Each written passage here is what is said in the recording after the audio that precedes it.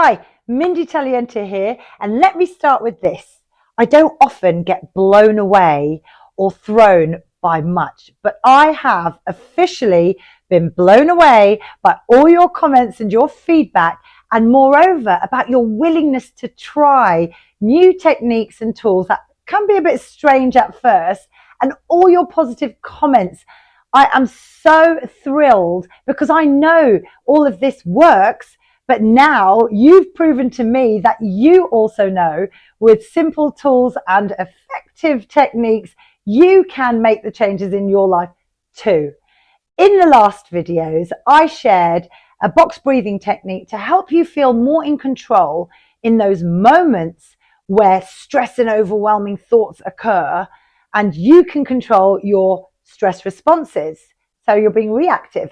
In the other videos, I shared how to be proactive by not creating those situations, by looking at and learning the process of cognitive behavioral therapy and how you can feel more in control of your outcomes and behaviors through a mindfulness practice, which was the body scan, a short body scan. Now, in this video, I'm going to show you how you can use those practical tools and techniques and create in a really realistic, practical way, ways to move forward of how you can direct and focus your energy and time to create the outcomes you want. How can you use these tools to overcome obstacles that make you feel stuck, that make you feel like you can't move forward, and change those into opportunities where you are in control of the choices and the outcomes you want to make in your life? And I know this can work because I've spent 25 years of implementing tools just like the ones I shared with you into my daily life. Now I'm going to compress those 25 years of training in life coaching, in mindfulness-based stress reduction, positive psychology, yoga, breathing, and so much more. So I can share with you these tools that can help transform your life. Why? Because they literally transformed and saved my life, and I know they can do that for you too. And I know this because the success of this tool in particular, the box breathing technique, when I shared it the other day, on that day itself, I was contacted by an ex-professional footballer who now coaches one of the UK's Premier League teams. Can't share which one. And he had come across this breathing technique and was curious. Let's just call him Alex. Alex wanted to know more because he was aware that a lot of professional sports people have mindfulness, resilience, and wellness coaches and trainers to help them be at the top of their game. And so he asked me what it was like, how he could benefit from it, but not just him, how he could use it for the players too. So I got him to try it, and let's just say that one of the words flying around was mind-blowing. And in his words, not mine, he said, "The technique made me very calm and relaxed. It's definitely worth using before going to bed and when I'm about to take the team into big games where they're a bit nervous. Thank you very much. This is incredible." And that makes my heart swell because it's not just you who benefits from these techniques, it's all the other people around you who can too. Now, let's share that technique that I was talking about earlier on, which is a practical thing that you can do to really know how you can focus your energy and time on creating transformation, turning those obstacles into opportunities of growth and of learning and of really moving forward in your life. So let's take war as an example. When war occurs, we can feel so helpless. Everything's out of our control. We feel angry. We feel frustrated about the things that are going on, especially if it involves people we know, family or friends of friends who are directly affected by the war. It can also impact our day-to-day life because we get into sometimes heated conversations and debates about opinions, and so we feel even more divided. So what can we do to avoid that? Okay, so we take out a pen and paper and we draw two overlapping circles just like this.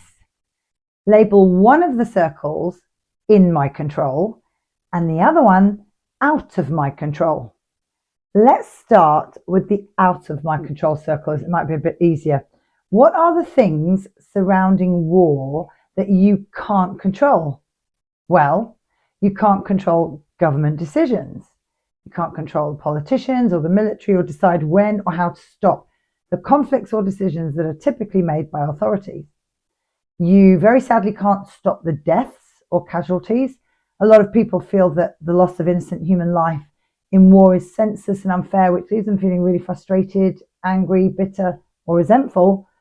You can't control uncertainty. The uncertainty and unpredictability of war can lead to feelings of powerlessness, and people have limited control over the outcomes and directions of events. You can't control the media and the truth and how news is presented. You won't know maybe what is true, what is propaganda. You can't control that. So, what can you control then? Well, you can control media exposure. You can choose how much news you want to listen to through whichever medium you choose to listen to news or not. You can control knowledge and information. You can educate yourself about, let's say, the political, religious, or social history of the countries at war to make informed opinions for yourself based on solid information. You can engage politically. If you're in a democratic country, you can actively participate in voting or contacting representatives or engaging in peaceful protests, which could potentially influence government's decisions. You can control the support you give to the community or charities. You can contribute to the people affected by war by providing support, resources, or just reaching out to charities that do. So another way you can look at this circle is external, and this one is internal locus of control. Now, this part in the middle is where you can use a number of techniques, just like the ones we've learned, to support your well-being so you can manage and feel in control of the external circumstances. This is the part where transformation can occur. What can you do practically to change your habits or patterns so that you do not feel helpless? How can you focus your energy to feel more in control of situations that are seemingly out of control?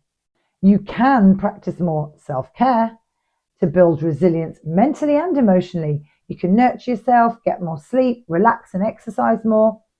You can set boundaries, either with yourself or others. So you can choose how and what you're willing to listen to or how much you're willing to listen to others. And you can be in control of the topics of conversation with other people as well. You can manage fear. There's a lot of fear around war and become more emotionally intelligent. Not just fear, all other emotions too. You can control negative self-talk once you know and can recognize the different voices in our head that sabotage, our well-being, and you recognize them. It's not all doom and gloom, right? You can actually then steer your mindset towards positivity. And you can focus on your values and strengths to get through the difficult times if you know what your values and strengths are. So if you focus your energy on this area of the diagram right here, that's where you can make the transformation happen and be in control of where you direct your focus and energy right here. Give it a go with one of the habits or patterns that keep reoccurring in your life that make you feel stuck. You can't seem to break through it, and see how it feels to be in control of the choices you want to make in your life by knowing exactly how and where to direct your time, focus, and energy. Now, one of the things I hear a lot from people is, Mindy, I haven't got time for this. I haven't got the energy and the time, and my priorities are different. I'm juggling day-to-day chores and life. And I say to people like that, listen, this is the beauty of these techniques. You don't need extra time. They can all be implemented into what you're doing already in your day. Like I said, the breathing technique, you're breathing every day anyway, so changing up the style isn't going to cost you more time. Or the mindfulness practice we did, the 4-minute body scan, 4 minutes. You can do that lying down before going to bed. You can do that going on the train in the morning to work. It's not going to cost you more. But what I will say is, It's consistency that you need. It's not the time. You need to dedicate a bit of time, but every day, because behavioral change doesn't happen overnight. You need to be consistent to create new habits. And the other thing that I hear quite often, it's quite legitimate, this one, is that people don't really want to step out of the comfort zone because everything's a bit too comfortable where they are, or it's scary to try new techniques. They might be scared of being judged for doing all these kind of weird and wonderful, strange things that are a bit woo-woo. What will people think of me? Or they might be scared to embark upon new things and fail at them because they are perfectionists. Or they might be scared to move forward and come out of that comfort zone to create the new big life changes. That's all scary. Let me tell you what I think is really scary. Living your life every single day of your life, feeling unhappy, unfulfilled, feeling depleted, feeling drained, struggling with stress, anxiety, depression, and all kinds of other challenges to your overall well-being. Feeling like that and just existing every day till the end. That's scary. I find that very scary. But imagine waking up every day and jumping out of bed, feeling inspired and energized to go to work or start your day because you know that everything you're doing is part of your life purpose. It's part of what you're meant to be doing, and it gives you so much joy. Or just imagine not being hesitant and having the self-confidence to really take those risks and embark upon those passions and dreams that you've always wanted to create but just never have done. Or just imagine having a life where you're in control of your emotional responses, that you're not feeling guilty that you've upset somebody or your loved ones, your children or your partners, and you haven't done things that have created them harm or upset. Imagine being in control of that and not having to carry that anymore. For me personally, this is such an important part of living life, truly living life. Because if we're not able to do all of this, then we're just existing.